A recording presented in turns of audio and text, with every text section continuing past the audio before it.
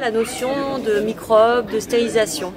Donc c'est pourquoi vous pouvez voir l'ensemble de différents types de conteneurs qui pouvaient nettoyer, stériliser le matériel.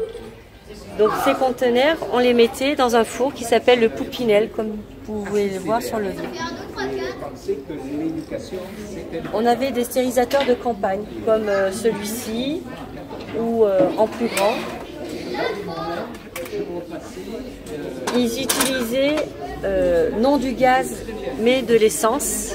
Pourquoi? Parce que le gaz, ça explose, et l'essence, il y en avait toujours sur place, car c'était pour l'essence des Jeeps.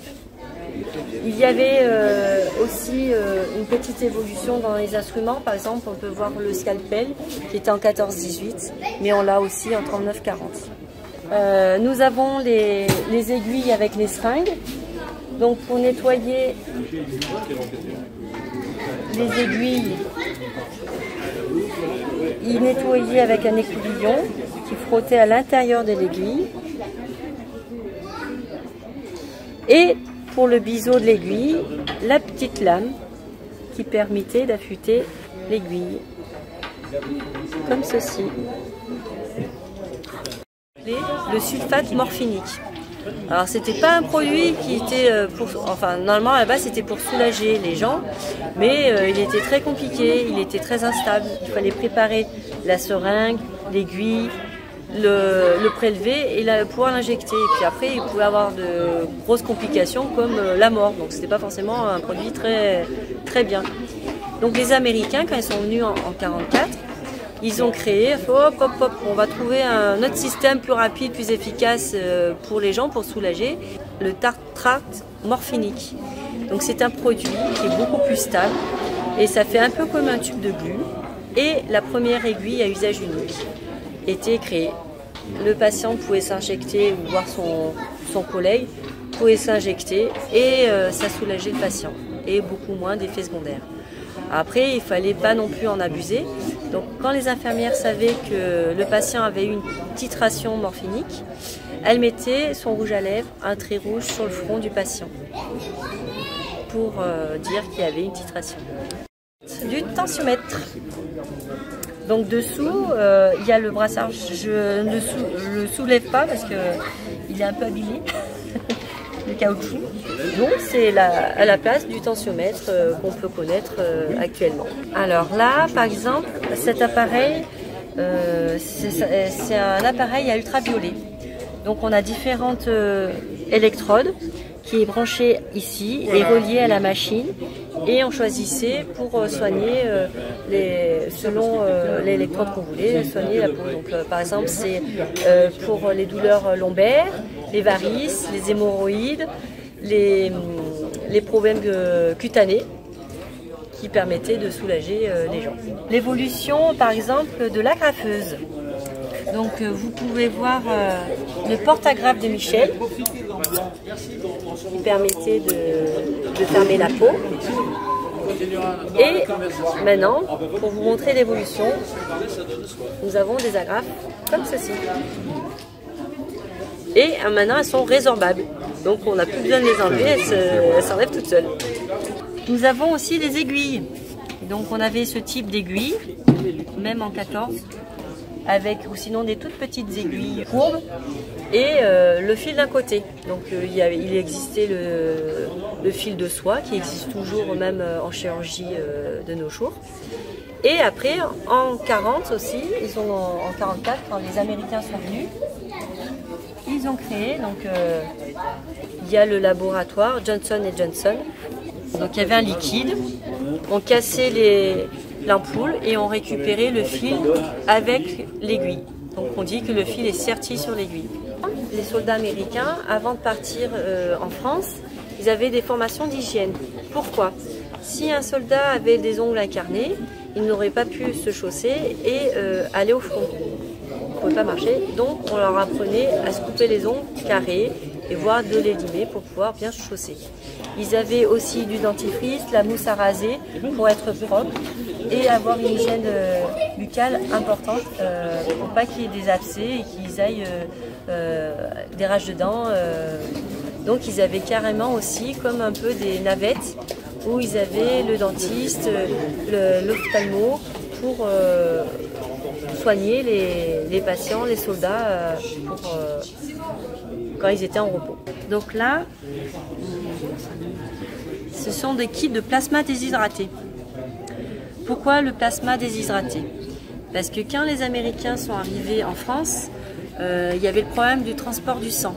Le sang, c'est 15 jours maximum au froid, donc les grosses glacières, c'est assez compliqué de transporter. Et deuxième chose, il y avait la ségrégation. On ne pouvait pas transfuser d'un sang d'un noir à un blanc, et donc c'était assez compliqué.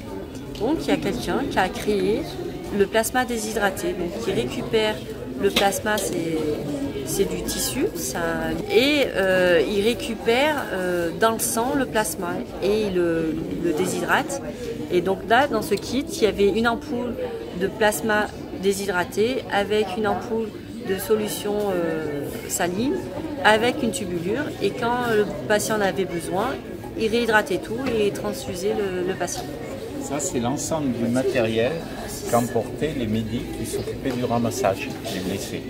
L'armée américaine est la première vraiment à avoir eu des médics pour ramasser les blessés qui avaient une formation médicale, qui était en plusieurs niveaux. Ça marchait bien, ils passaient des niveaux différents jusqu'à devenir officiers de santé.